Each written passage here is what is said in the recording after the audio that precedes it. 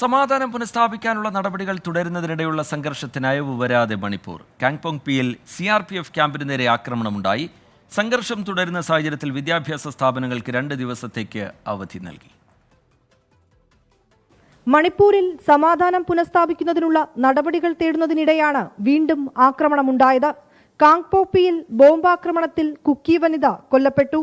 CRPF ക്യാമ്പിന് നേരെയും ആക്രമണമുണ്ടായി. ആക്രമണങ്ങൾക്കെതിരെ സ്ത്രീകൾ ഉൾപ്പെടെ പന്തം കൊളുത്തി നടത്തിയ പ്രതിഷേധത്തിലും സംഘർഷമുണ്ടായി.